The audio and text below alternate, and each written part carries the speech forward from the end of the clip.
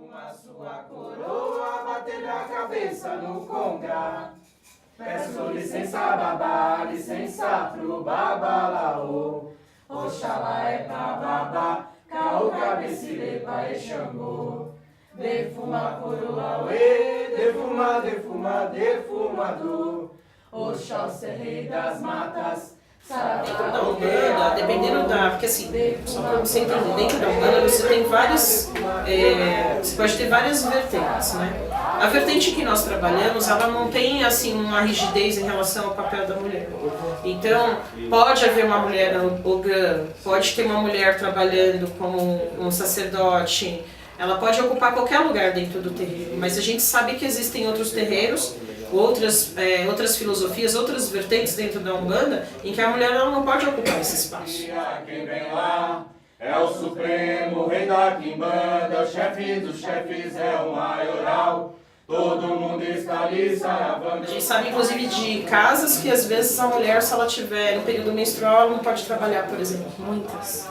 Entendeu? Então aqui a gente não tem isso, então a gente tem um trabalho mais aberto mesmo. Foi uma coisa que eu até estranhei, porque quando eu comecei na Umbanda, como eu não conhecia nada, então a minha primeira referência era essa, de que não podia. Eu já tinha conhecido outra casa, só que eu não me identifiquei. E lá eles falaram, não, a mulher quando está no período menstrual não pode fazer nada.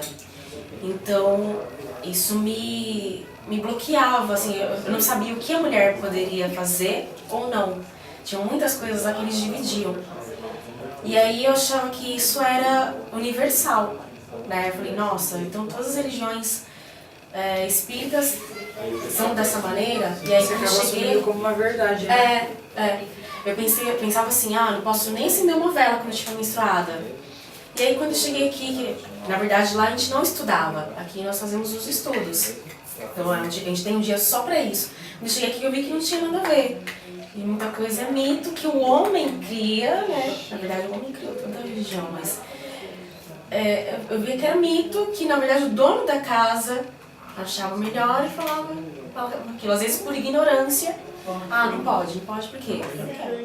Xangô mora nas pedreiras, mas não é lá sua morada verdadeira. Dizem que Xangô Dentro da nossa Umbanda que nós praticamos aqui, que é a Umbanda Sagrada, isso não acontece, tá? Não acontece. Então a gente tem os nossos papéis aqui que podem se inverter. Hoje o Bruno é o sacerdote, amanhã pode ser que eu também passe por um ritual, que eu também estude e também seja sacerdote, pode ser que a Isabel seja, pode ser que a Thalita seja. Pra vencer, dentro das leis de Oxalá, ninguém pode perecer.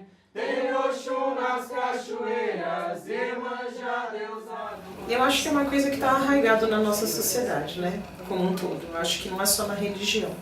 Mas às vezes na religião parece que existe uma desculpa, né? Para que você possa ter mais rédeas sobre o papel da mulher dentro da religião.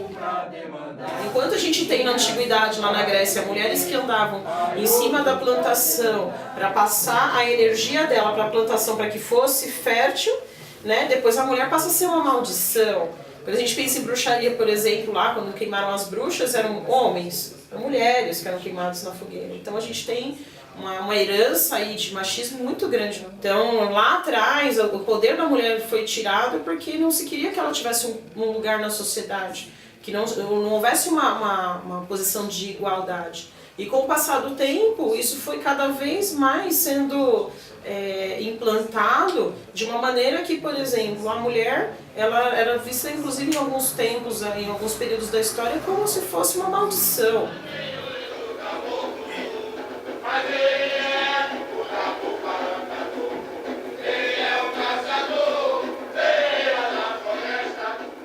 Se a gente for pensar na universidade, você tem o machismo, você tem essa repressão contra a mulher, no trabalho, no mercado de trabalho a mulher ganha menos que o homem, isso é comprovado, né? Na escola, ou quando você passa na rua, tantas coisas têm acontecido e não só no nosso país. Numa cidade de luz, onde mora Santa Bárbara, Oxumaré e Jesus. Ele mora numa cidade de luz, onde A mora. mulher ainda ocupa um lugar muito frágil dentro da sociedade, né? Ela não tem ainda a posição que ela merece e que ela deveria ocupar. E dentro da religião isso acontece também.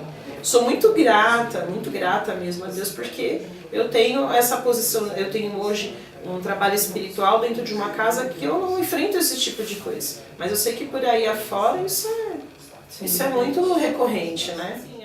O nosso papel aqui, graças a Deus, né, a gente está num lugar que a gente tem o nosso espaço. Eu acho que, independente da minha relação com o Bruno, desde o começo e tudo mais, eu acho que eu jamais estaria trabalhando com ele, eu jamais estaria na Umbanda se eu não tivesse um lugar. Eu nunca ia aceitar. Sim. Nunca ia aceitar ser oprimida, ou ser discriminada, ou não pode isso. Não pode por quê? Eu não sou menos capaz que ninguém.